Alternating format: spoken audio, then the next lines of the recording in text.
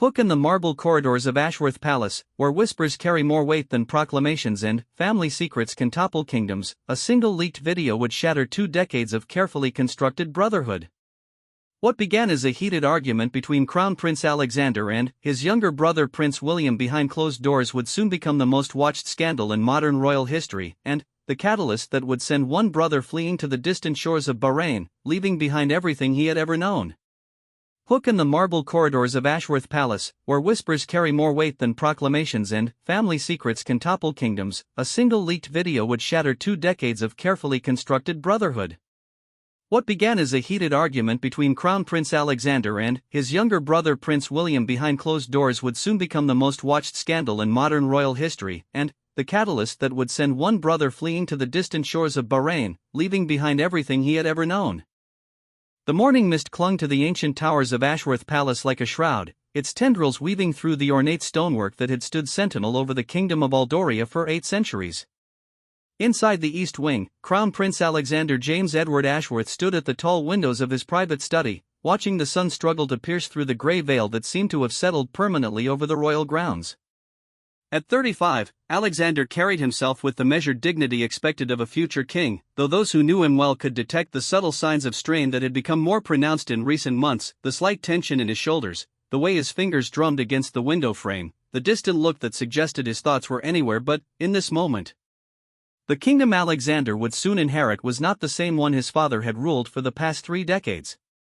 King Edward's reign had been marked by stability and prosperity, but the world beyond Aldoria's borders had changed dramatically.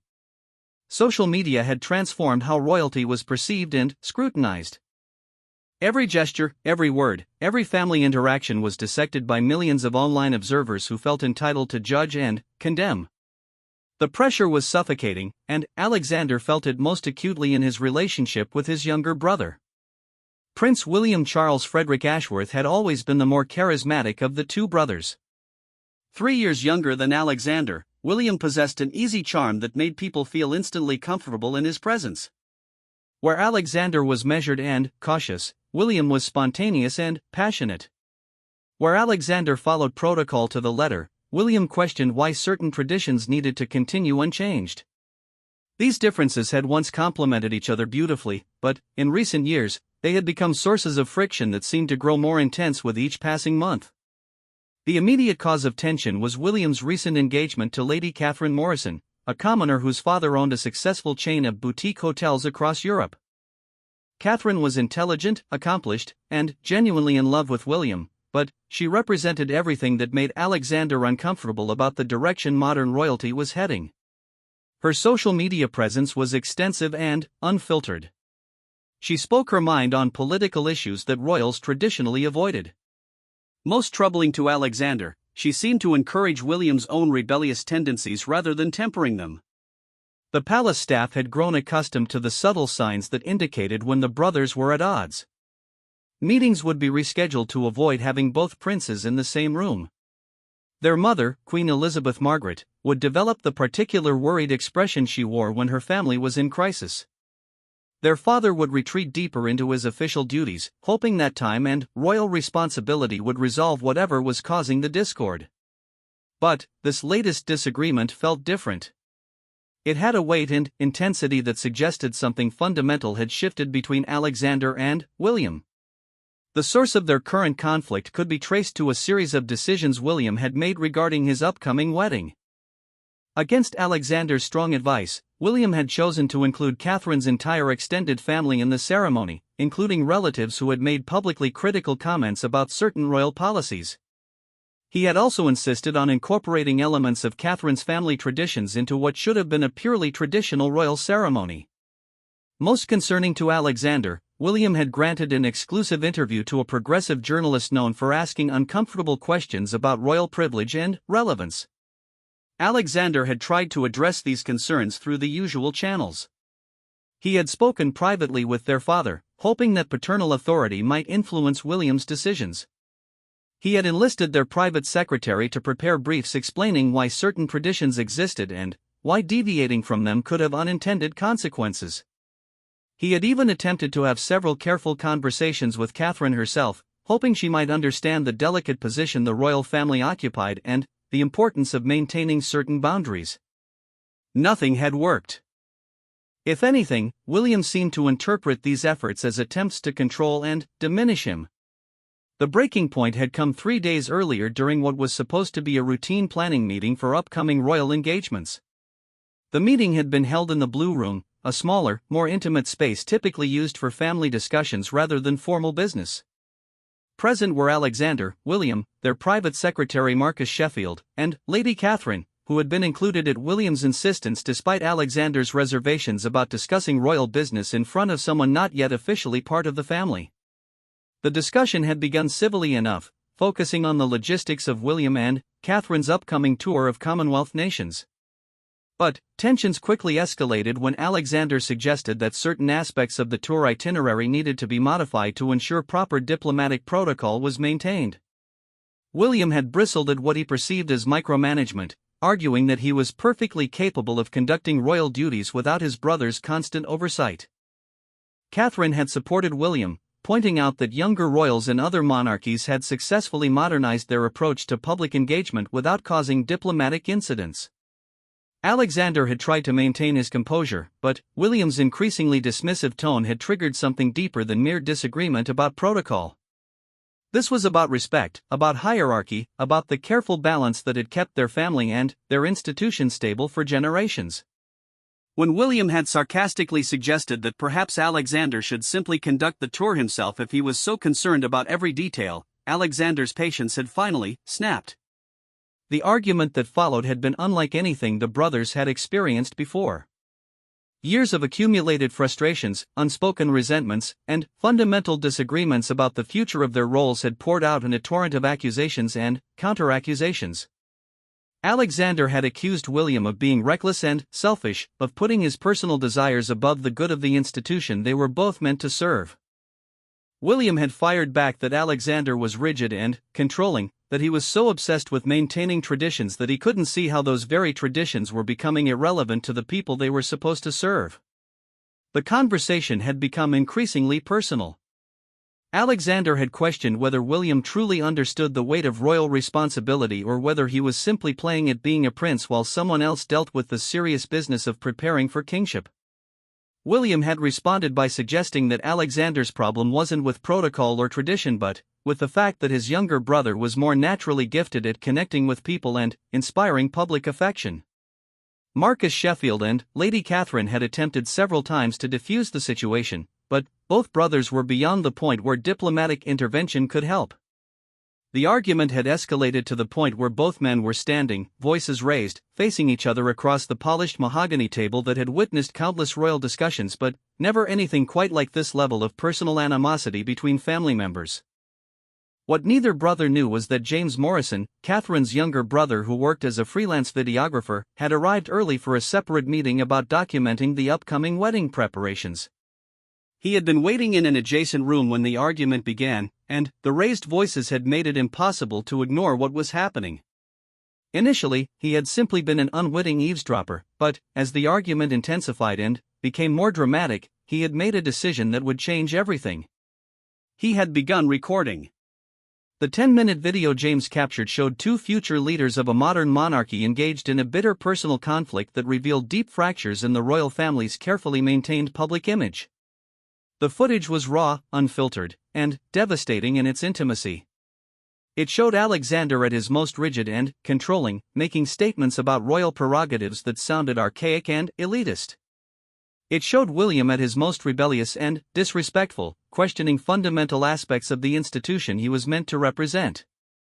Most damaging of all, it showed both brothers saying things about each other and about their family that no member of the public was ever meant to hear.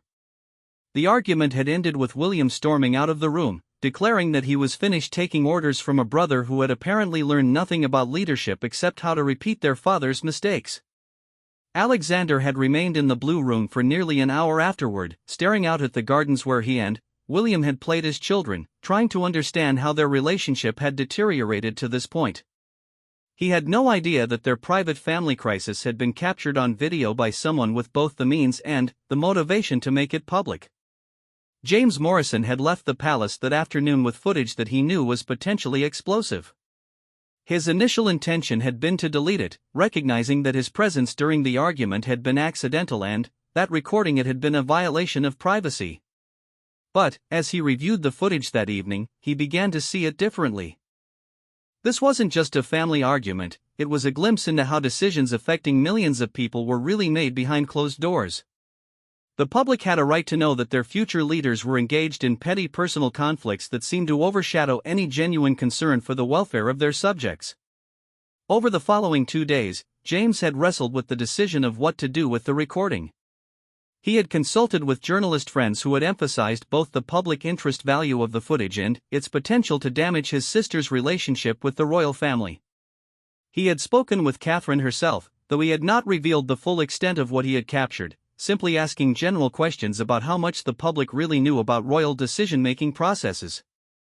Finally, James had contacted Martin Phillips, an investigative journalist known for his work exposing institutional corruption and abuse of power. Phillips had built his career on the principle that transparency was essential to democratic accountability, even when it came to inherited privilege. When James had described the footage he possessed, Phillips had immediately understood its significance. This wasn't celebrity gossip, it was evidence of how personal animosities and family dynamics influenced decisions that affected international relations and public policy. The leak had been carefully orchestrated to maximize impact while minimizing the ability of royal advisors to prepare damage control strategies. Phillips had published the story on his widely read blog late on a Thursday evening, knowing that it would be picked up by major news outlets before the palace's communications team could formulate a response. The headline had been deliberately provocative: "Behind Palace Doors, Crown Prince's explosive confrontation with brother reveals deep royal rifts." The footage had spread across social media platforms with unprecedented speed. Within 6 hours of its initial publication, it had been viewed over 2 million times. News outlets across Europe and beyond had picked up the story, with commentators offering analysis of everything from the brothers' body language to the implications of their disagreements for the future of the monarchy. The palace's initial attempts to characterize the incident as a minor family disagreement taken out of context had been undermined by the raw intensity visible in the footage itself. Alexander had learned about the leak at 6 in the morning when Marcus Sheffield had called him with barely controlled panic in his voice. The prince had initially assumed that some minor indiscretion had been blown out of proportion by media outlets hungry for royal content. But, when he had seen the footage himself, he had understood immediately that this was something entirely different. This was the kind of crisis that could fundamentally alter public perception of the royal family and potentially threaten the stability of the institution itself. The immediate aftermath had been a blur of emergency meetings, hastily arranged crisis management sessions, and increasingly desperate attempts to control a story that seemed to be growing more damaging by the hour. Legal advisors had explored options for suppressing further distribution of the footage, but the international nature of digital media made such efforts largely futile. Communications specialists had drafted dozens of potential statements, each attempting to strike the right balance between acknowledging the incident and minimizing its significance. None of them seemed adequate to address the magnitude of what had been revealed. King Edward had maintained a stoic public demeanor, but those close to him could see the toll the crisis was taking. This was not how he had envisioned the transition of royal responsibilities to the next generation. Queen Elizabeth Margaret had retreated into a careful silence, speaking only to her immediate advisors and avoiding any public appearances where she might be forced to comment on her son's very public conflict. The entire royal household seemed to be holding its breath, waiting to see how severe the long-term damage would be. William had been conspicuously absent from all crisis management discussions. According to his personal staff, he had left the palace early on the morning the footage was published and had not returned. His private secretary had received several text messages indicating that the prince needed time to process what had happened and would not be available for official duties until further notice. Lady Catherine had also disappeared from public view, though rumors suggested that she was reconsidering her engagement in light of the intense scrutiny her family had attracted. As Alexander stood at his study window on this gray morning, watching the persistent photographers who had gathered outside the palace gates, he realized that everything had changed. The easy assumption that royal disagreements could be contained within family walls had been shattered. The comfortable fiction that the next generation of royals could transition smoothly into their roles while maintaining public respect had been exposed as naive optimism. Most personally devastating, the relationship with his brother that had once been a source of strength and companionship had become a public spectacle that threatened everything they had both been raised to protect. The morning's newspapers lay spread across Alexander's desk, their headlines varying in tone but uniform in their assessment of the damage that had been done. Some outlets expressed sympathy for a family forced to endure such public scrutiny of private moments. Others suggested that the footage revealed troubling attitudes and decision-making processes that the public deserved to know about. A few had already begun speculating about whether this crisis might accelerate discussions about the future relevance of hereditary monarchy in a democratic society. Alexander knew that the next few days would determine not just how this particular crisis was resolved, but what kind of king he would eventually become. The easy path would be to accept the narrative that this had been an unfortunate private moment made public, to express regret for any harm caused, and to hope that time would allow the story to fade from public memory. But he was beginning to suspect that this crisis represented something deeper than a public relations problem. It had exposed fundamental questions about how the royal family operated, how decisions were made, and whether the institution could adapt to changing public expectations while maintaining its essential character. The clock on his desk chimed 10 times, reminding Alexander that he had a full schedule of official duties that could not be indefinitely postponed. There would be meetings with government ministers who would want reassurance that the royal family remained stable and functional. There would be conversations with Commonwealth representatives concerned about how this crisis might affect upcoming diplomatic initiatives. Most challenging of all, there would eventually need to be a conversation with William about how they could move forward from this point. But, first, Alexander needed to make a decision about how he would personally respond to what had happened. He could retreat into formal protocol, limiting his comments to carefully crafted official statements that revealed nothing of his actual thoughts or feelings. He could attempt to rebuild bridges with William through private family channels, hoping that time and blood ties would eventually heal the wounds that had been so publicly exposed. Or he could acknowledge that this crisis represented an opportunity to have conversations about royal responsibility and family relationships that perhaps should have happened years earlier. As he finally turned away from the window and began preparing for the day ahead, Alexander realized that his brother's absence from the palace might be more than just a temporary retreat from public scrutiny. William had always been the brother who dreamed of seeing the world beyond Aldoria's borders, who talked about experiencing life outside the constraints of royal duty. The current crisis might provide him with the justification he had always needed to explore those possibilities more seriously. The thought that William might actually leave, not just for a few days of private reflection, but permanently, brought Alexander face to face with a possibility he had never seriously considered. What would it mean for the monarchy if one of its most charismatic and popular members chose exile over conformity? What would it mean for their family if the bond between brothers that had once seemed unbreakable proved unable to survive the pressures of public life and institutional responsibility? These were questions that would need answers soon, but, for now, Alexander could only prepare himself for whatever developments the day might bring. The leaked footage had changed everything, but exactly what it had changed into remained to be determined. 3 days after the leaked footage sent shockwaves through the kingdom and beyond, Prince William sat in complete solitude within the walls of Thornfield Abbey, a centuries-old monastery nestled in the remote highlands of northern Aldoria. The ancient stone buildings, with their weathered facades and narrow windows, offered the kind of isolation that had become impossible to find anywhere else in the kingdom. Here, surrounded by monks who had taken vows of silence and visitors seeking spiritual retreat from worldly concerns, William could finally think clearly about the chaos his life had become. The journey to Thornfield had been undertaken in absolute secrecy, with only his most trusted personal aide knowing his whereabouts. William had driven himself through the night, taking circuitous mountain routes that avoided populated areas where he might be recognized. The physical act of driving, of controlling his movement through the darkness while rain pelted his windshield, had been the first sense of agency he had felt since watching his private family conflict become international news.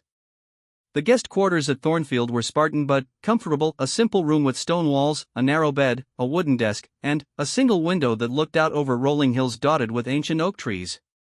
There were no televisions, no internet connections, and no phones except for the single landline in the Abbey's main office that was used only for emergencies.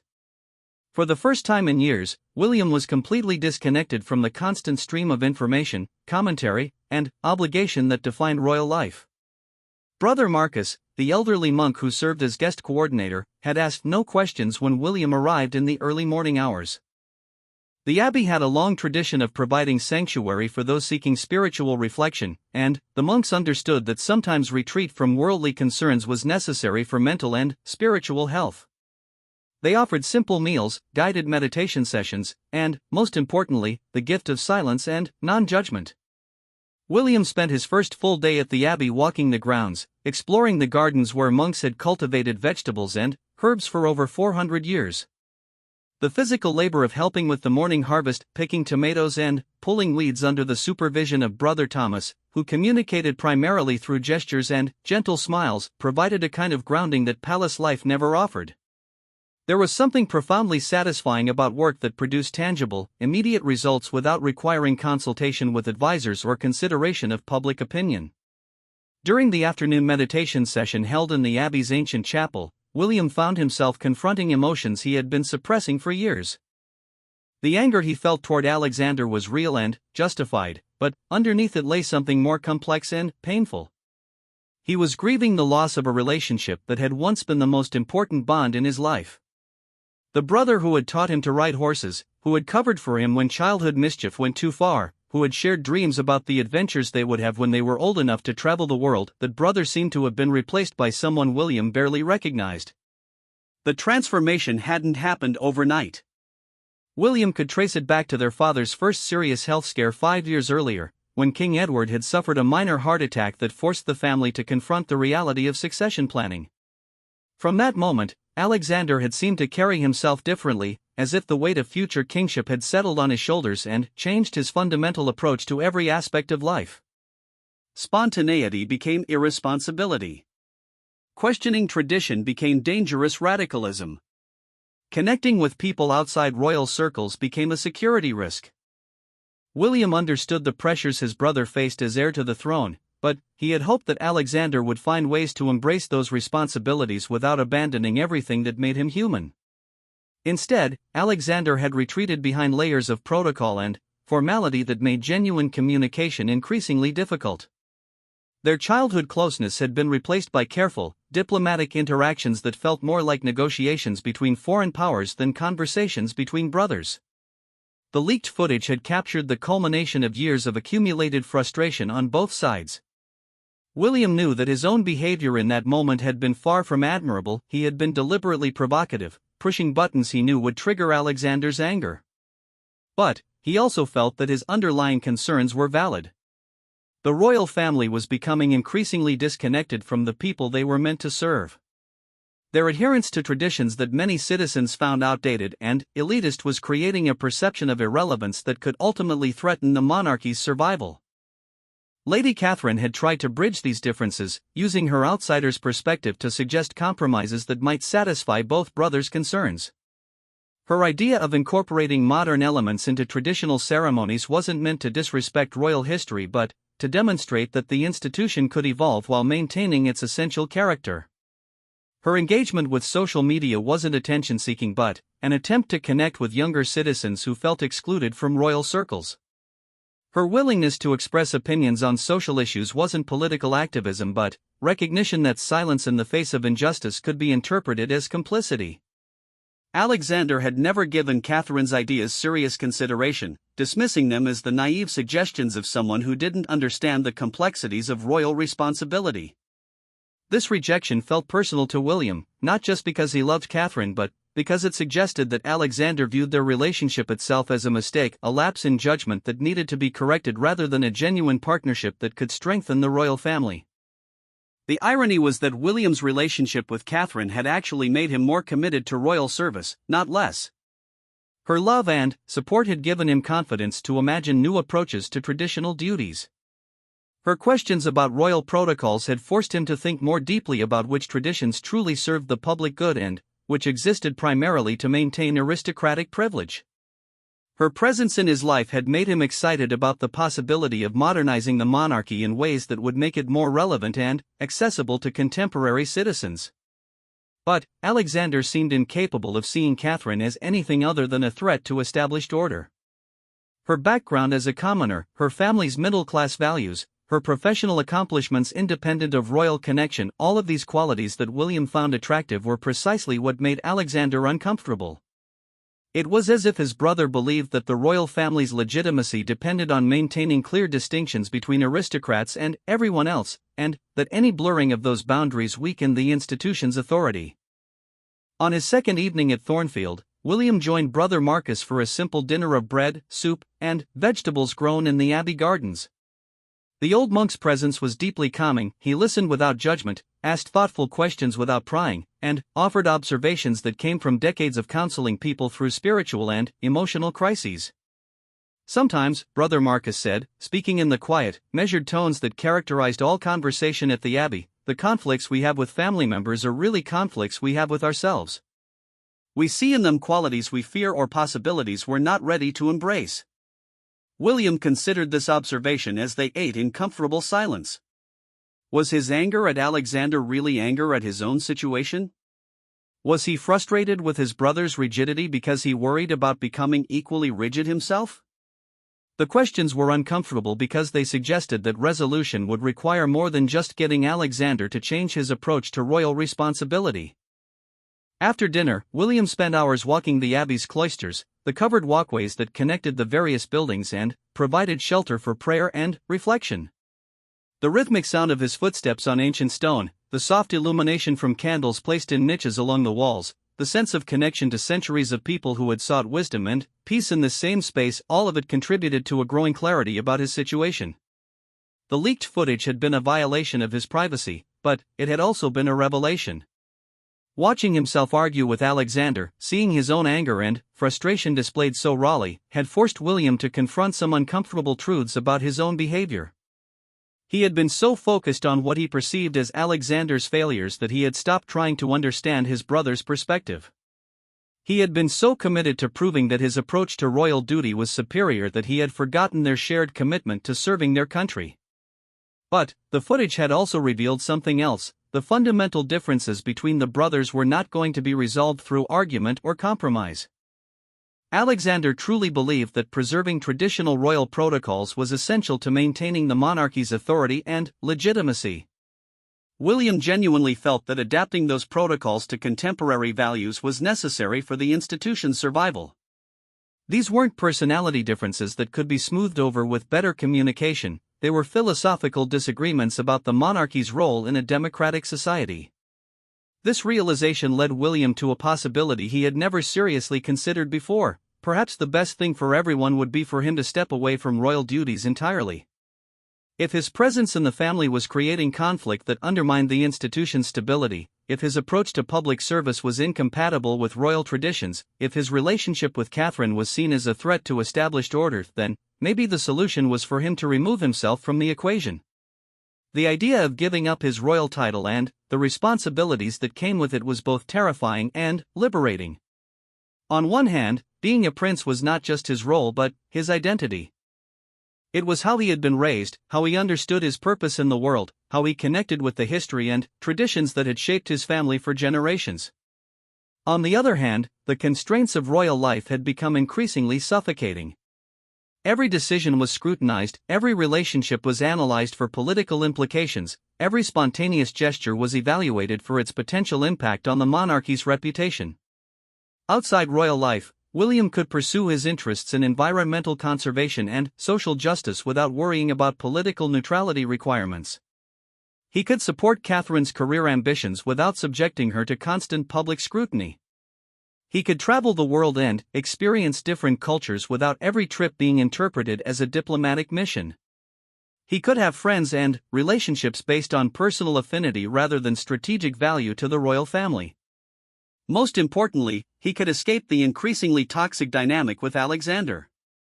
Their relationship had become so damaged by competing visions of royal responsibility that continued conflict seemed inevitable.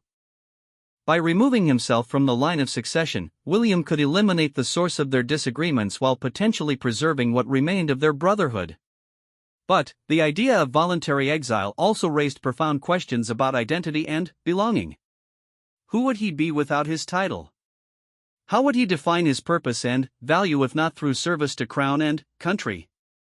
Where would he go, and what would he do with the freedom he was considering claiming? These were questions that couldn't be answered through a few days of monastic reflection, but they needed to be considered seriously before making any irreversible decisions. On his third morning at Thornfield, William received an unexpected visit from Father Benedict, the abbey's head priest and spiritual director. Father Benedict was known throughout Aldoria for his wisdom and discretion, and it was rumored that he had counseled several previous monarchs through personal and political crises. His request for a private conversation suggested that William's presence at the abbey had not gone entirely unnoticed by those who mattered. They met in Father Benedict's study, a cozy room lined with theological texts and philosophical works collected over decades of scholarship.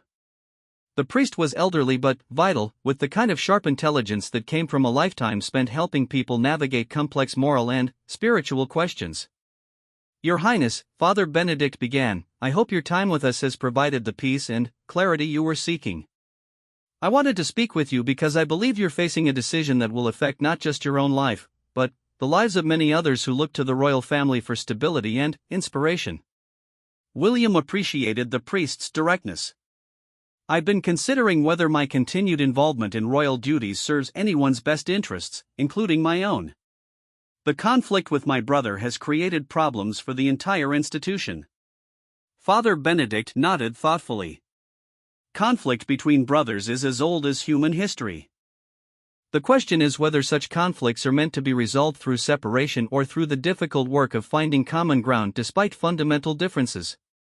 They talked for over an hour about duty, family loyalty, personal fulfillment, and the complex relationship between individual desires and institutional responsibilities. Father Benedict didn't offer easy answers, but he asked questions that helped William think more clearly about his motivations and options. If you were to leave royal life, the priest asked, would you be running towards something meaningful, or simply away from something difficult? And if you stayed, could you find ways to serve that honored both your values and your family's traditions? These questions stayed with William as he prepared to leave Thornfield later that day. His time at the abbey had not provided simple solutions to his dilemma, but it had given him the mental and spiritual space needed to think beyond his immediate anger and frustration. Whatever decision he made about his future would need to be based on careful consideration of all the factors involved, not just his desire to escape an uncomfortable situation.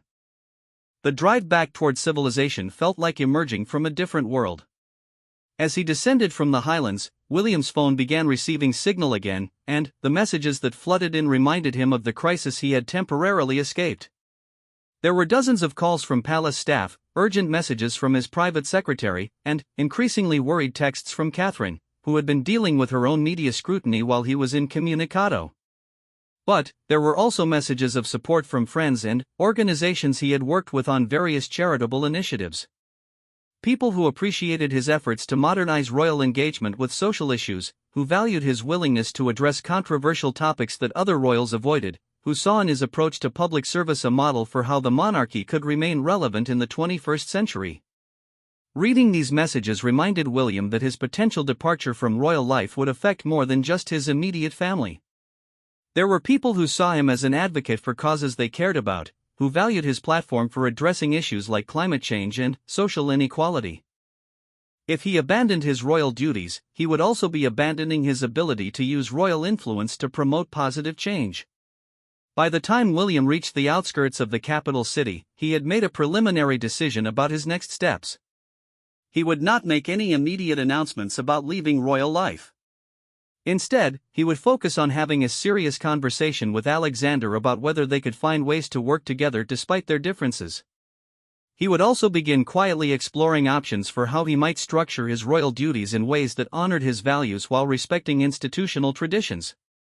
But he had also decided that if reconciliation proved impossible, if the conflict with Alexander continued to damage the monarchy's reputation, then he would seriously consider the option of voluntary exile.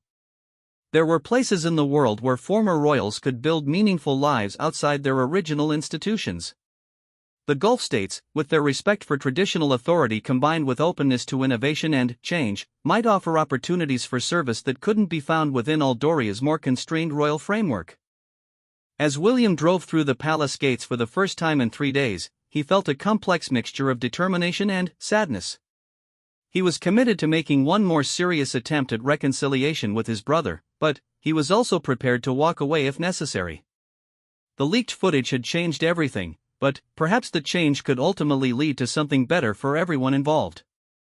The next few days would determine whether the Ashworth family could heal its wounds and find new ways to work together, or whether ancient bonds of brotherhood would finally be broken by the impossible pressures of modern royal life. The private meeting between Crown Prince Alexander and Prince William was arranged for early evening on a Tuesday, exactly 1 week after the leaked footage had first appeared online. The timing and location had been carefully chosen by their father's closest advisor, Sir Edmund Hartwell, who understood that any conversation between the brothers would require maximum privacy and minimal opportunity for interruption. They would meet in the garden room, a small, informal space in the palace's private quarters that held memories of happier family times and might encourage both men to remember their fundamental bond beneath their current disagreements. Alexander arrived first, having spent the afternoon reviewing briefing documents prepared by the palace's communications team about public reaction to the crisis. The polling data was troubling but not catastrophic. The monarchy's overall approval ratings had dropped by 12 percentage points, with younger demographics showing the most significant decline in support. More concerning were the editorial commentaries from respected newspapers calling for greater transparency in royal decision-making processes and questioning whether hereditary privilege could be justified in contemporary democratic society. The international response had been particularly challenging to manage. Commonwealth representatives had expressed concern about how the brothers' conflict might affect upcoming diplomatic initiatives. European royal families had reached out privately to offer support while carefully distancing themselves from any appearance of involvement in Al Doria's internal affairs. Most significantly, several major trade partners had quietly inquired about whether political instability within the royal family might create uncertainty about future policy directions. These external pressures had reinforced Alexander's conviction that personal family conflicts could not be allowed to undermine institutional stability. Whatever his private feelings about William's behavior or choices, his primary responsibility was to ensure that the monarchy continued to function effectively as a symbol of national unity and constitutional authority. The leaked footage had damaged that function, and repairing it would require both brothers to prioritize institutional needs over personal preferences. William arrived 15 minutes later, looking rested and more composed than he had appeared in recent weeks. His time at Thornfield Abbey had clearly provided the peace and reflection he had needed, but Alexander could also detect a subtle change in his brother's demeanor, a kind of calm resolution that suggested William had made important decisions about his future during his retreat. The garden room felt smaller than usual with both brothers present, their mutual tension filling the space despite their attempts to maintain civil formalities. The late afternoon sun streamed through tall windows, illuminating family portraits and personal mementos that reminded both men of times when their relationship had been a source of mutual support rather than conflict. Alexander spoke first, having prepared his opening remarks carefully during the preceding days. William, I want to begin by acknowledging that the situation we're facing is unprecedented and difficult for everyone involved. I believe we both share a commitment to resolving this crisis in a way that serves the best interests of our family and our country. William nodded, appreciating his brother's measured tone while remaining cautious about the conversation's direction. I agree that we need to find a way forward. The past week has given me time to think about what happened and why our relationship has become so strained. I'd like to understand your perspective more clearly before we discuss solutions. For the next hour, the brothers engaged in the most honest conversation they had shared in years. Alexander explained his concerns about maintaining institutional stability during a period of global political uncertainty. He described the pressures he felt as heir to the throne, the constant awareness that every decision he made would be scrutinized for its potential impact on the monarchy's future. He acknowledged that this pressure had made him more conservative and rigid than he might naturally be, but argued that such caution was necessary given the stakes involved. William listened carefully, recognizing truths in his brother's account that he had previously dismissed or ignored. The responsibilities Alexander faced were genuinely overwhelming, and the criticism directed at the royal family for being out of touch or irrelevant created genuine institutional vulnerabilities. William's own approach to royal duties, while well-intentioned, had perhaps not given sufficient consideration to these broader concerns about public perception and political stability. In turn, William explained his frustration with what he saw as the royal family's increasing disconnection from contemporary social realities. He described his experiences working with charitable organizations addressing homelessness, environmental degradation, and educational inequality, experiences that had shown him how royal influence could be used to promote positive change if it was wielded with courage and conviction. His relationship with Catherine had reinforced these insights, providing him with perspectives from outside royal circles that challenged comfortable assumptions about the monarchy's role and relevance. Alexander found himself acknowledging aspects of William's critique that he had previously rejected.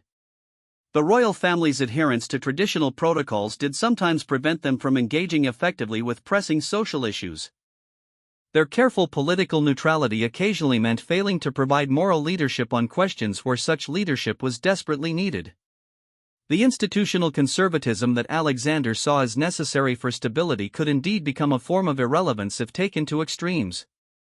The conversation revealed that both brothers shared fundamental concerns about the monarchy's future, but had developed different strategies for addressing those concerns.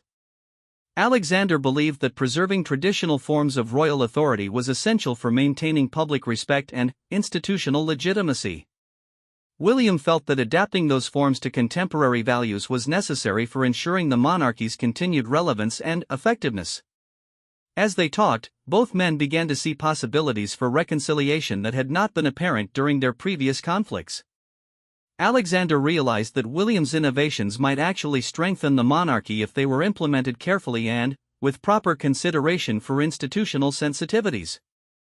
William understood that his brother's caution was not just personal rigidity but genuine concern for protecting something valuable and fragile. However, their conversation also revealed some fundamental differences that would be difficult to resolve completely. Alexander's vision of effective royal service emphasized dignity, tradition, and careful preservation of constitutional relationships that had evolved over centuries. William's vision emphasized engagement, innovation, and willingness to challenge established practices that no longer served contemporary needs. Both approaches had merit, but they often pointed in different directions when specific decisions needed to be made. The discussion of Catherine's role in their conflict proved particularly delicate. Alexander admitted that his reservations about William's fiancée were not really personal. He found Catherine intelligent and genuinely caring, but were based on concerns about how quickly the royal family could absorb changes to traditional practices. William acknowledged that some of Catherine's suggestions might need to be implemented more gradually than either of them had originally hoped, but maintained that her outsider's perspective was valuable and should not be dismissed simply because it challenged established routines. As evening approached and the conversation continued, both brothers found themselves confronting a fundamental question about their relationship going forward. Could they find ways to work together effectively despite their different approaches to royal responsibility? Or were their philosophical differences so significant that continued conflict was inevitable, potentially causing ongoing damage to the institution they both wanted to serve? William had prepared for this moment during his time at Thornfield Abbey. Alexander, I need to share something with you that I've been considering seriously. I've been wondering whether my continued involvement in royal duties serves anyone's best interests, including the monarchy's. Alexander felt a chill of alarm at his brother's words. What exactly are you saying? I'm saying that if our differences are fundamental rather than superficial, if my presence in the royal family creates more problems than it solves, then, perhaps the most responsible thing I could do would be to step away from official duties entirely. The suggestion hung in the air between them, its implications slowly becoming clear to both brothers. William was not just talking about taking a temporary break from royal engagements or reducing his public profile. He was suggesting the possibility of renouncing his title and leaving royal life permanently. Alexander's immediate reaction was shock, followed quickly by a complex mixture of sadness and practical concern.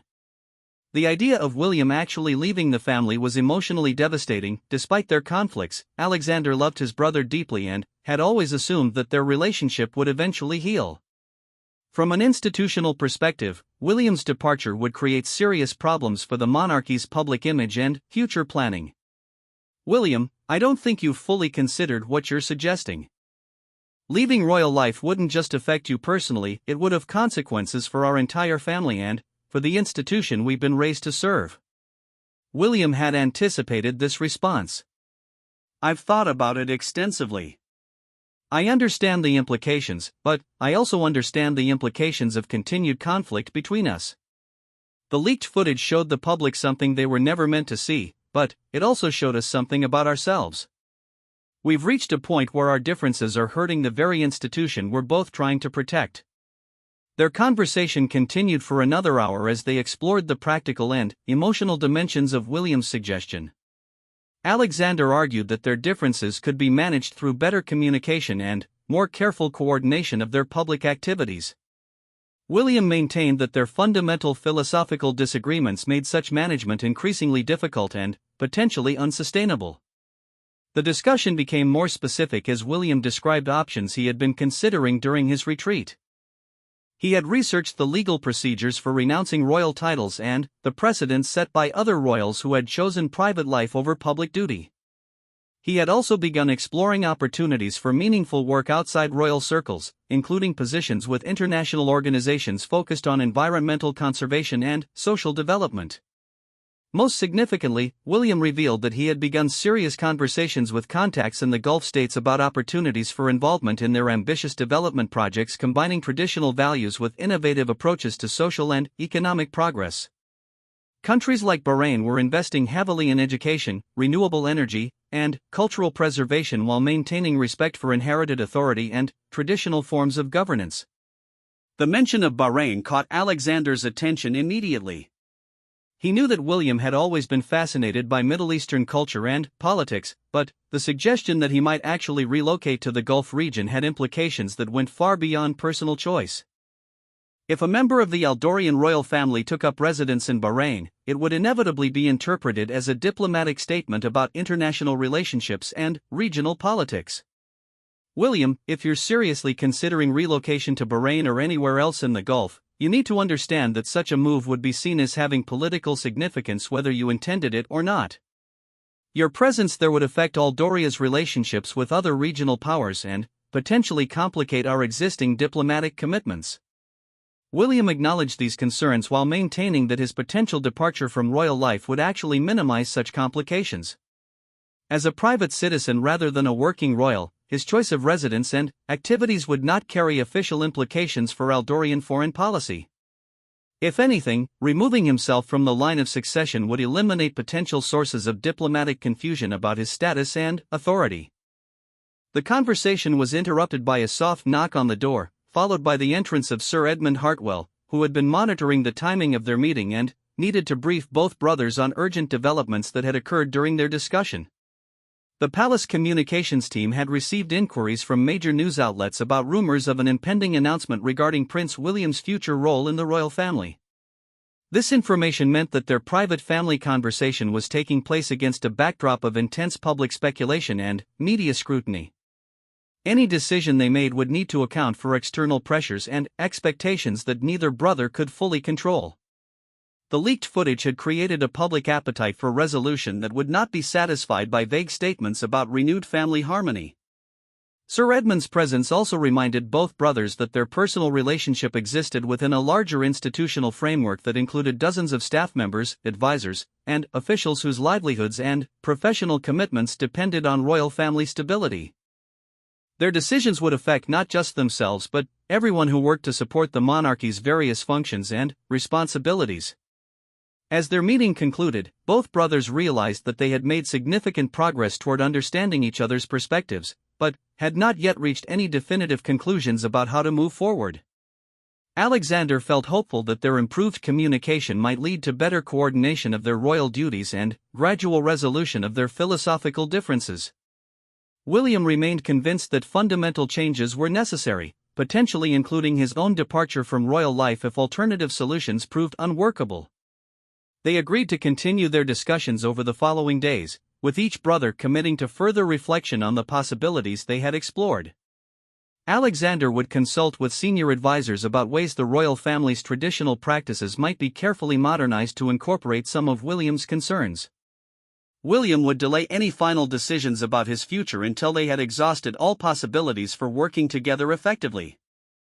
But both brothers left their meeting with a new understanding of how seriously their relationship had been damaged and how difficult it would be to repair completely. The leaked footage had not created their problems, but it had forced them to confront issues they had been avoiding for years. Resolution would require more than good intentions and family loyalty. It would demand fundamental decisions about what kind of monarchy Aldoria needed in the 21st century and whether both brothers could find meaningful roles within that vision. The next phase of their crisis would determine whether the House of Ashworth could adapt to contemporary challenges while preserving its essential character, or whether the pressures of modern royal life would ultimately prove incompatible with ancient bonds of brotherhood and shared duty. The week following the brothers' private meeting brought a series of developments that would ultimately determine the trajectory of the royal crisis and Prince William's future within the monarchy. The period began with cautious optimism about the possibility of reconciliation, but quickly evolved into something far more complex and consequential than anyone had anticipated. External pressures, family dynamics, and William's own evolving understanding of his situation would combine to create circumstances that made his departure from royal life seem not just possible, but inevitable. The first significant development came in the form of an investigative report published by the Eldorian Times, the kingdom's most respected newspaper, examining the broader context of the royal family's internal conflicts. The report, based on interviews with former palace staff, constitutional scholars, and foreign diplomats, suggested that the tensions between Alexander and William were symptomatic of deeper structural problems within the monarchy's traditional operating procedures. The article argued that the royal family's resistance to meaningful modernization was creating a generational divide that could ultimately threaten the institution's long-term survival.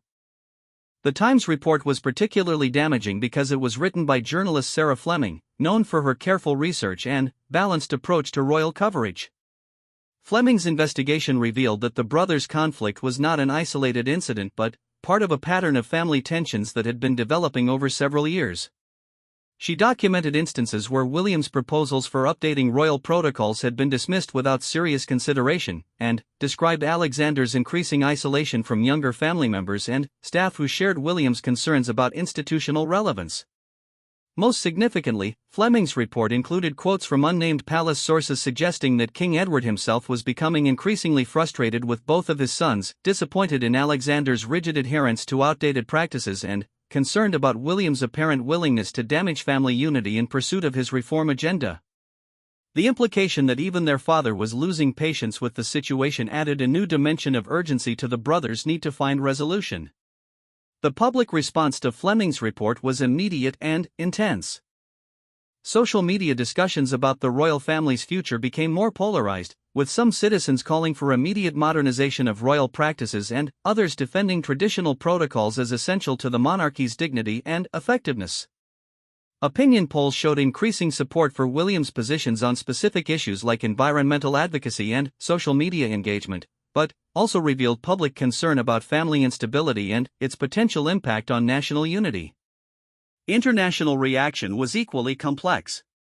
European royal families, while maintaining official silence about Aldoria's internal affairs, privately expressed concern about the precedent being set by the public nature of the royal conflict. Commonwealth leaders began questioning whether the Ashworth family's problems might affect their own relationships with the crown and potentially influence domestic debates about republican alternatives to monarchical systems. Most troubling for the palace's senior advisors were indications that the royal crisis was beginning to affect government operations.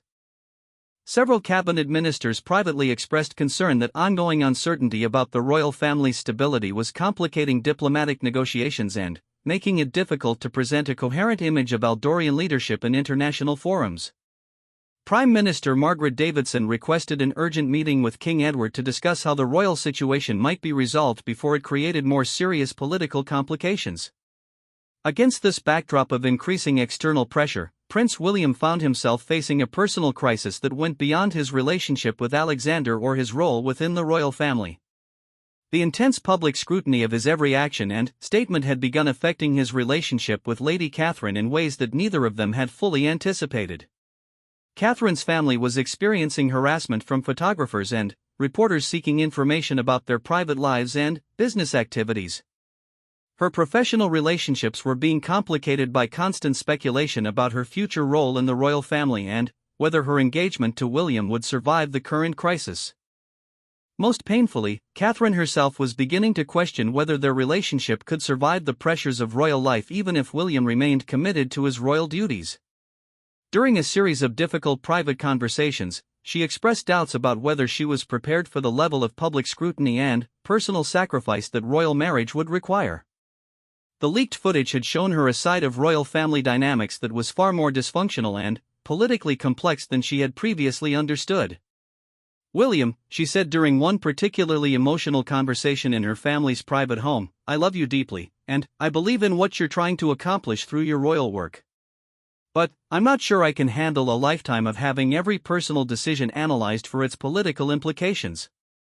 The stress is affecting my work, my family, and my sense of who I am as an individual." These conversations forced William to confront the reality that his choices about royal life would affect not just himself and his family, but also the woman he loved and planned to marry.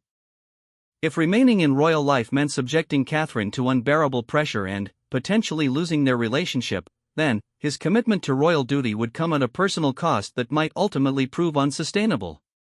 At the same time, William was receiving increasingly specific information about opportunities available to him outside royal life.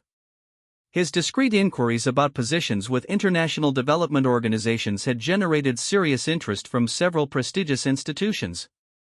The United Nations Development Program had indicated that they would welcome his involvement in environmental sustainability projects. The World Economic Forum had suggested possibilities for leadership roles in their initiatives addressing global inequality and climate change. Most intriguingly, his conversations with contacts in Bahrain had evolved into detailed discussions about a potential role in the kingdom's ambitious Vision 2030 development program. Bahrain was investing heavily in renewable energy infrastructure, educational innovation, and cultural preservation initiatives that align perfectly with William's interests and expertise. The position would offer him the opportunity to contribute to meaningful social and economic progress while experiencing a different cultural environment and working within a political system that balanced traditional authority with progressive social policies. Sheikh Mohammed Al Khalifa, Bahrain's Deputy Prime Minister for Development Affairs, had extended a personal invitation for William to visit Manama and explore these possibilities firsthand. The Sheikh emphasized that Bahrain's respect for royal traditions and their commitment to modernization created an environment where William's particular combination of aristocratic background and progressive values would be especially valuable. "Your Highness," Sheikh Mohammed had said during a confidential phone conversation, "Bahrain offers a unique opportunity to contribute to nation building in ways that honor traditional authority while embracing innovative approaches to contemporary challenges. Your experience with royal responsibility and your passion for environmental and social progress would be tremendous assets to our development efforts." The Sheikh's invitation included provisions for Catherine's continued professional development as well, with opportunities for her to contribute to Bahrain's growing hospitality and tourism sectors while maintaining connections to her family's business interests in Europe. The proposal suggested a path forward that would allow both William and Catherine to pursue meaningful careers while escaping the impossible pressures of royal life in Aldoria. As William considered these possibilities, he found himself having increasingly frank conversations with close friends and advisors about the practical implications of leaving royal life. His private secretary, James Morrison, who happened to be Catherine's brother and had his own complex feelings about the leaked footage crisis, provided detailed analysis of the legal and financial procedures involved in renouncing royal titles and establishing independent careers. The conversations revealed that William's departure from royal life would be legally straightforward but emotionally and practically complex. He would need to return certain properties and assets that came with his royal status, establish new financial arrangements for his personal expenses and charitable commitments, and navigate the transition from being a public figure supported by taxpayers to being a private individual responsible for his own economic security. More challenging would be managing relationships with family members, friends, and associates who had built their own careers and commitments around his royal status. Dozens of people who worked for various charities and organizations he supported would need to find new patrons or funding sources. Personal friendships that had developed within royal circles might not survive the transition to private life. Most importantly, his relationship with his parents and other family members would need to be redefined in ways that no one had previous experience managing. During this period of intense reflection and planning, William maintained regular communication with Alexander about their ongoing efforts to find common ground and resolve their philosophical differences. The brothers met several more times, always privately and with careful attention to avoiding any public speculation about their discussions.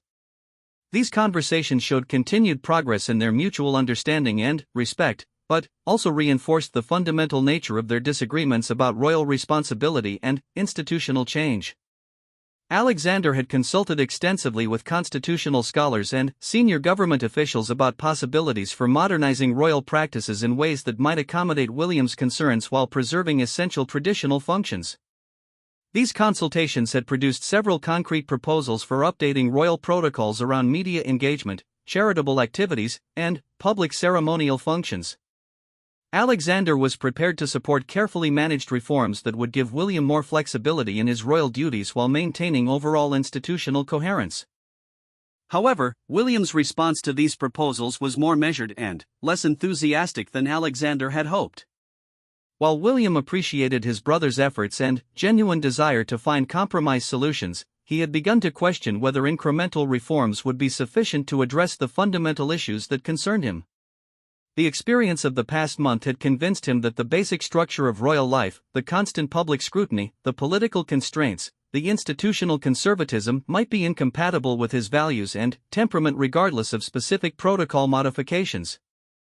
Alexander, William said during one of their evening meetings, "I'm grateful for the changes you're proposing, and I think they would make royal life more bearable for future family members.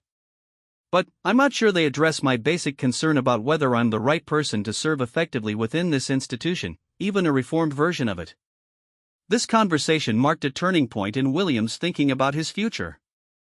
Rather than focusing primarily on how royal life might be changed to accommodate his preferences, he began considering whether his fundamental personality and values made him unsuited for royal responsibility regardless of institutional reforms. The question was not whether the monarchy could be modernized, but whether he personally could find fulfillment and effectiveness within any version of royal duty.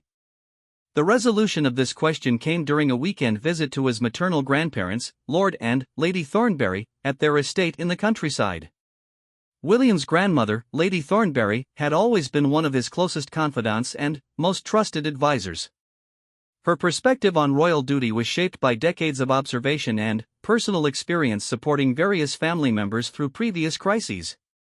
During a long walk through the gardens where William had played as a child, Lady Thornbury offered observations that helped clarify his thinking about the choice he was facing.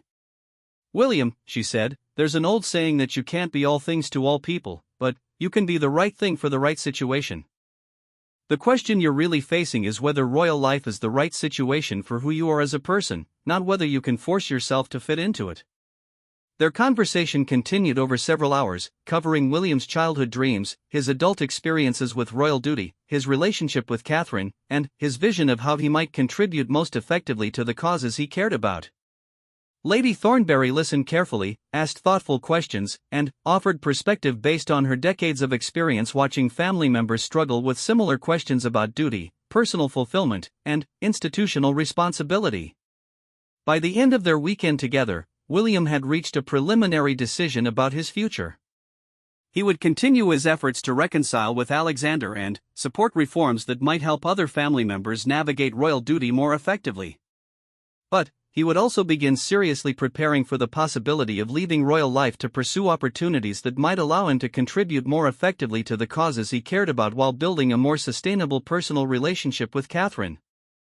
The decision brought William a sense of peace and clarity that he hadn't experienced in months. Rather than feeling trapped by impossible choices between family loyalty and personal authenticity, he now saw a path forward that honored both values while acknowledging the practical realities of his situation. However, implementing this decision would require careful planning and sensitive management of family relationships, public expectations, and institutional needs. William knew that his departure from royal life would create challenges for everyone involved, and he was committed to minimizing the damage through thoughtful preparation and transparent communication about his motivations and intentions. The next phase of the crisis would determine whether William's vision of constructive departure could be realized, or whether the complex pressures surrounding royal duty would make any clean resolution impossible to achieve. The final phase of Prince William's decision to leave royal life began with an unexpected conversation that would crystallize his resolve and provide the catalyst for action he had been seeking. 3 weeks after his crucial discussions with Lady Thornbury, William received a private message from an unlikely source, his cousin Princess Elena, daughter of King Edward's younger brother Prince Richard, who had been living quietly in Switzerland for the past 5 years after her own departure from active royal duties. Elena had left Aldoria following her divorce from a prominent businessman, seeking privacy and distance from the intense media scrutiny that had surrounded her marriage's collapse. Her experience of transitioning from royal life to private citizenship provided a unique perspective on the challenges and opportunities that William was contemplating. Her message was brief but significant. She would be visiting London privately the following weekend, wondered if William might be interested in meeting for an honest conversation about the realities of life outside royal circles. Their meeting took place in the discreet private dining room of a small hotel in South Kensington, far from the usual venues where royal family members might be recognized or overheard. Elena arrived looking relaxed and confident in a way that William remembered from their childhood but had rarely seen during her years of struggling with royal duties and public expectations. Her transformation was immediately apparent. She carried herself with the easy grace of someone who had found peace with her choices and built a meaningful life on her own terms. "William," she said, settling into her chair with a warm smile, "you look like someone who's been carrying the weight of the world on his shoulders."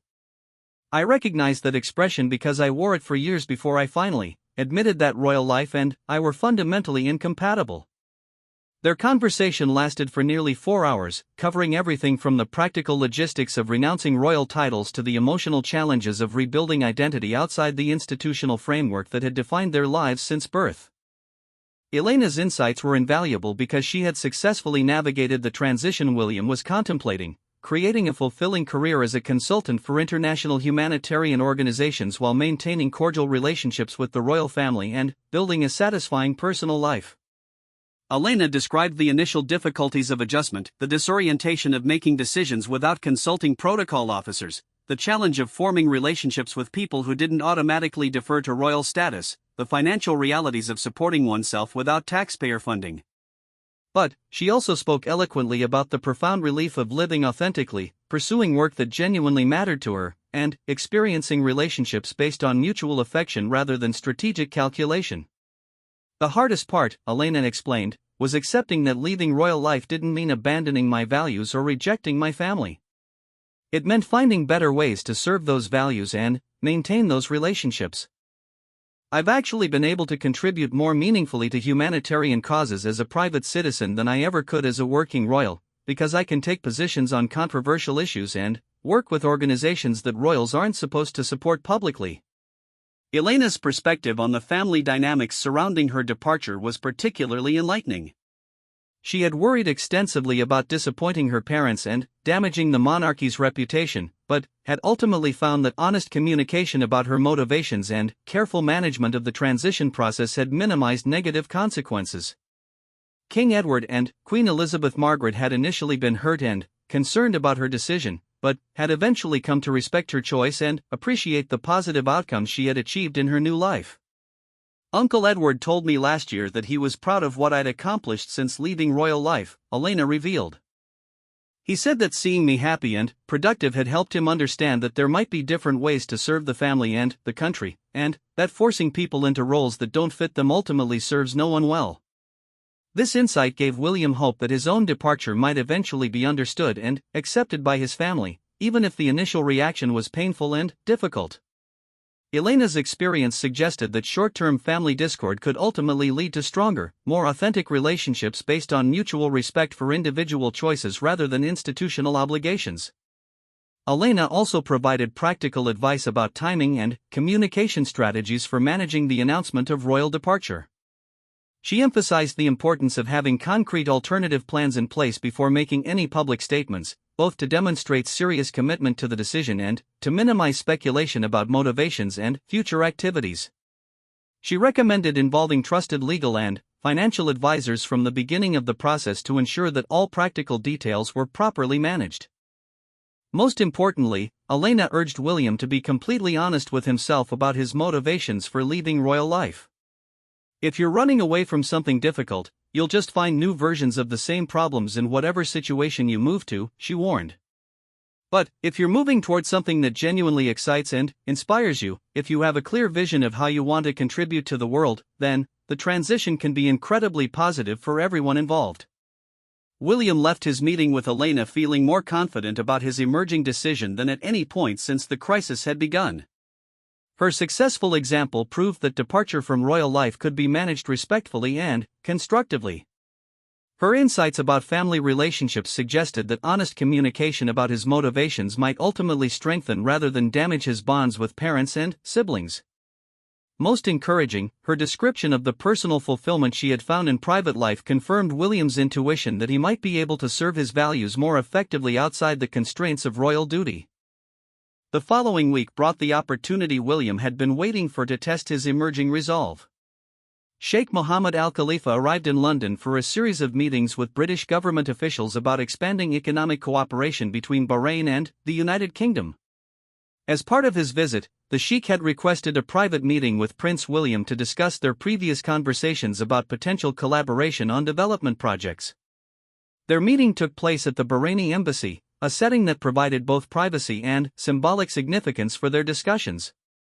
Sheikh Mohammed was accompanied by Dr. Fatima Al-Rashid, Bahrain's Minister for Sustainable Development, and Sarah Chan, a Canadian consultant who had played key roles in developing Bahrain's renewable energy initiatives. The presence of these accomplished professionals underscored the serious nature of the opportunities being offered to William. The formal presentation of Bahrain's Vision 2030 program was comprehensive and impressive. The kingdom was investing billions of dollars in projects ranging from solar energy infrastructure to educational innovation to cultural preservation initiatives. The scope of the work was ambitious, the potential for positive impact was enormous, and the intellectual challenges were exactly the kind that William found most engaging.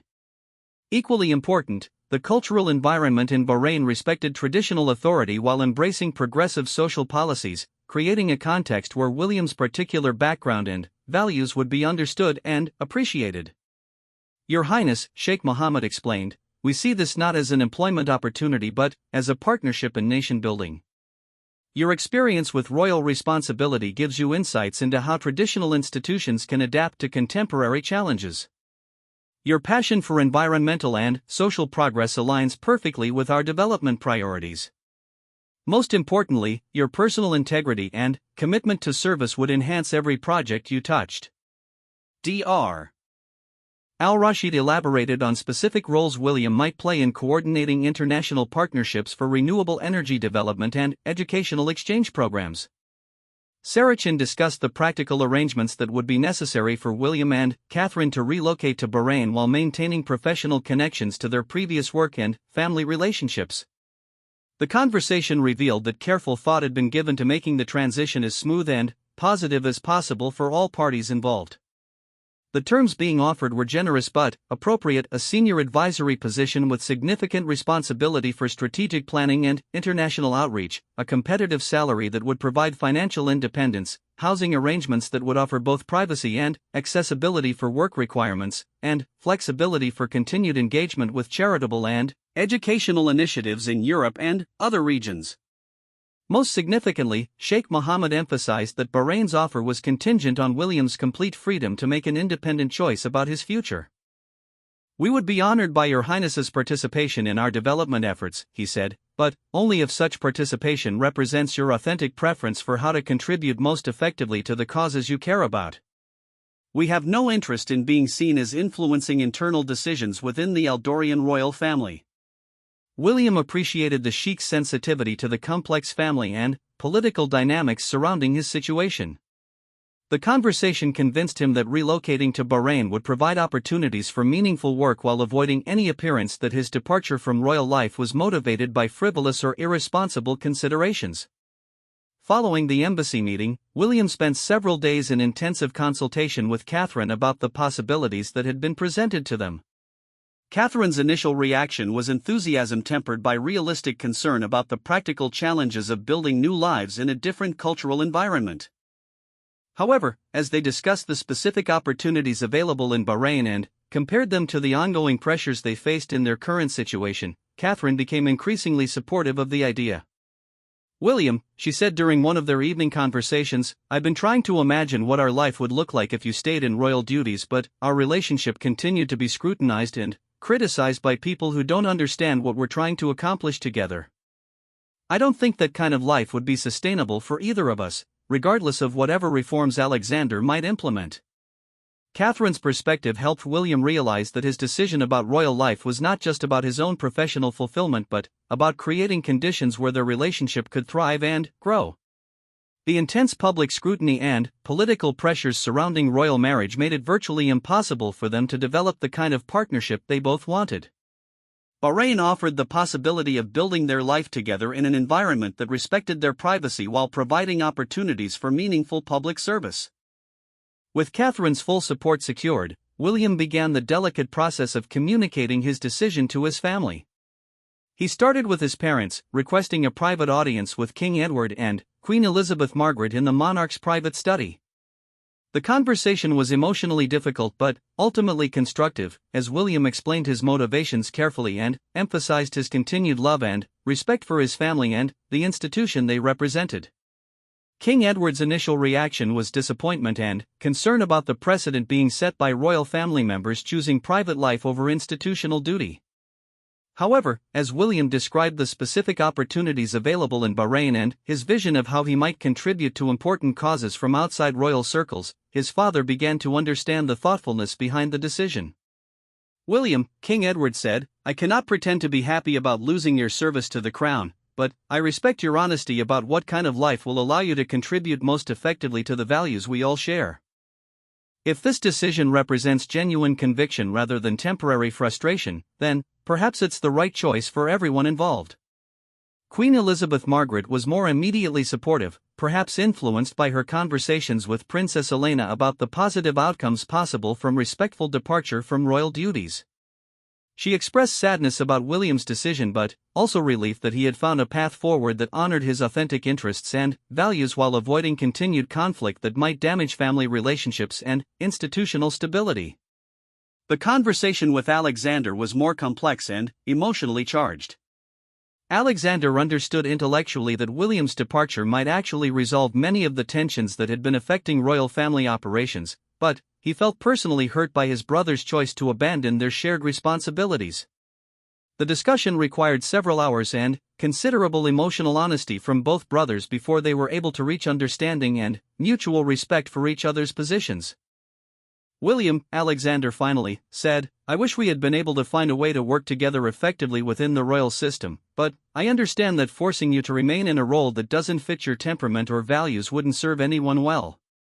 I hope that this decision will ultimately strengthen our relationship by eliminating the sources of conflict that have damaged it." With family communications successfully completed, William and Catherine began the practical process of preparing for their departure from royal life and relocation to Bahrain. The legal procedures for renouncing royal titles were initiated through proper governmental channels. Financial arrangements were established to ensure clean separation from royal funding sources and taxpayer support. Housing arrangements in Manama were finalized with assistance from the Bahraini government.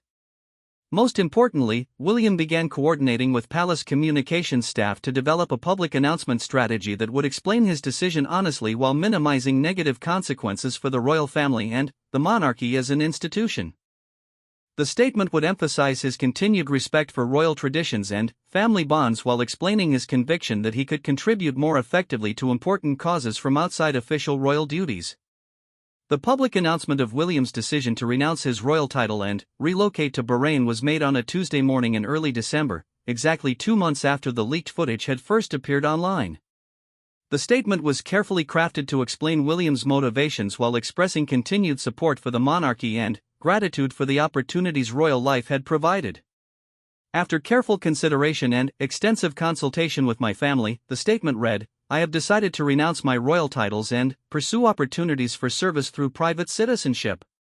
This decision reflects my conviction that I can contribute more effectively to environmental conservation, social development, and international cooperation from outside the formal constraints of royal duty. I remain deeply grateful for the privileges royal life has provided and committed to supporting the important work my family continues to do in service of our country and the Commonwealth." The public reaction to William's announcement was intense but generally respectful. Opinion polls showed that while many citizens were disappointed by his departure, most understood and respected the thoughtfulness of his decision. Editorial commentary focused primarily on the precedent being set for royal family members choosing authentic personal fulfillment over institutional obligation, with most observers concluding that William's example might ultimately strengthen the monarchy by demonstrating that royal service was a choice rather than a burden. International reaction was similarly measured, with most foreign governments and royal families expressing respect for William's decision while reaffirming their commitment to working with the continuing members of the Eldorian royal family. The governments of Bahrain and other Gulf states welcomed William's upcoming contribution to regional development efforts while carefully avoiding any suggestion that they had played inappropriate roles in his decision-making process. 6 weeks later, on a clear January morning, Prince William, now simply William Ashworth, private citizen, boarded a flight to Manama accompanied by Catherine, beginning the next chapter of their lives together. The transition from royal duty to private service had been completed with dignity and mutual respect, establishing a new precedent for how royal family members might honorably choose alternative paths while maintaining family bonds and institutional support. As his plane lifted off from London, William felt a complex mixture of sadness and excitement about the future he was choosing. He would miss the unique opportunities royal life had provided for promoting causes he cared about, and he would always treasure the experiences and relationships that had shaped his years of public service. But he was also energized by the possibilities ahead, meaningful work that aligned with his values, a relationship with Catherine that could develop without constant public scrutiny, and the opportunity to discover what kind of person he might become when freed from the expectations and constraints that had defined his identity since birth. The story of the leaked footage that had precipitated this transformation would eventually be remembered as a catalyst for positive change rather than destructive crisis. It had forced difficult but necessary conversations about royal responsibility, family relationships, and the balance between tradition and innovation in contemporary monarchy. Most importantly, it had enabled William to make authentic choices about his life and service that honored both his individual values and his respect for the institution his family represented. In Bahrain, William and Catherine would build fulfilling careers contributing to sustainable development and international cooperation. Their work would demonstrate that meaningful public service was possible in many different contexts, and that leaving royal life could represent expansion rather than abandonment of one's capacity to make positive contributions to the world. The precedent they established would influence future discussions about royal duty and personal authenticity, helping to create more flexible and sustainable approaches to hereditary service in democratic societies. The brothers' relationship, freed from the pressures of competing visions for royal responsibility, would gradually heal and strengthen over the years that followed. Alexander would implement many of the reforms he and William had discussed, modernizing royal practices in ways that honored both tradition and contemporary values. William would continue to support these efforts privately while building his own distinctive legacy through environmental and social development work in the Gulf region and beyond. The crisis that had begun with a leaked video of sibling conflict had ultimately demonstrated the possibility of resolving family disagreements through honest communication, mutual respect, and creative thinking about alternative paths forward. It suggested that even ancient institutions like monarchy could adapt to contemporary challenges when family members were willing to prioritize authenticity and effectiveness over convention and expectation. Most importantly, it showed that choosing one's own path, even when that choice disappointed others or challenged established traditions, could ultimately strengthen rather than weaken the bonds of love and respect that connected people across differences of opinion and approach. William's journey from royal duty to private service had honored both his individual authenticity and his family's institutional commitments, creating a new model for how personal fulfillment and public responsibility might be balanced in contemporary life.